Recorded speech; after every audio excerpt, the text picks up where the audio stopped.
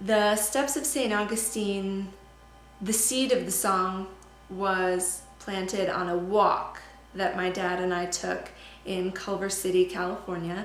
He was in town visiting me, and I was living in Culver City at the time, and we took a walk on Washington Boulevard, and he started singing the Steps of St. Augustine, the melody, I believe too, as we passed St. Augustine Catholic Church on Washington.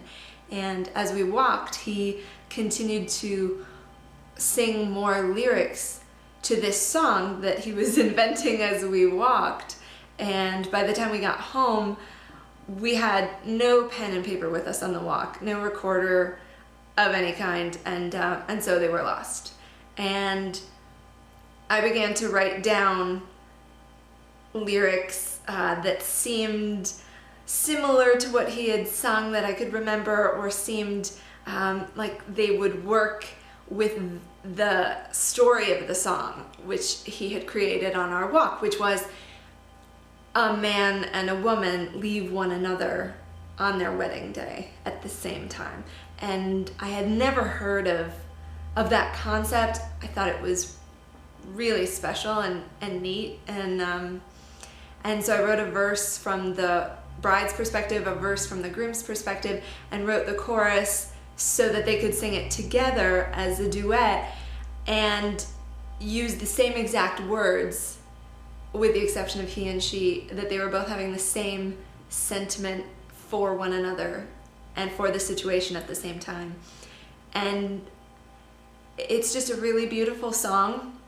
It came together in a very cool way. I had never sung a duet before. We were so lucky that Peter Brandon said that he would sing the groom's part on the song, and he contributed a fantastic male vocal. If you've heard it, you know that. If you haven't heard it, please listen, because his voice is just beautiful. And it's so fun. I think that our voices sound neat together, and Paul Villapiano was our guitarist on the song. He made the song come alive in a way that it was not quite alive before he started playing on the song, which was really exciting. And William V. Malpede produced it and composed it and with me, and his work is always tremendous as far as I'm concerned. So if you haven't heard it, please listen to the Steps of St. Augustine. It's just a neat piece. It's really pretty. And I should also add that what's also kind of amazing is when I was writing this song or trying to come up with more lyrics, I was looking up St. Augustine and trying to learn a little bit about him and what he was the patron saint of, and anything about him. And I found a couple lines that are in the song, one of which is "He who sings prays twice." And there was just this natural lyricism to that phrase, and of course it had to be in the song, and it wanted to be in the song. From the second I heard it, I was like, yes, that's perfect. And it's just neat that actually reportedly comes from St. Augustine at the same time. So it's a neat piece. It's a beautiful song. I hope that you like it. If you haven't heard it yet, or if you have heard it yet, I hope you still like it.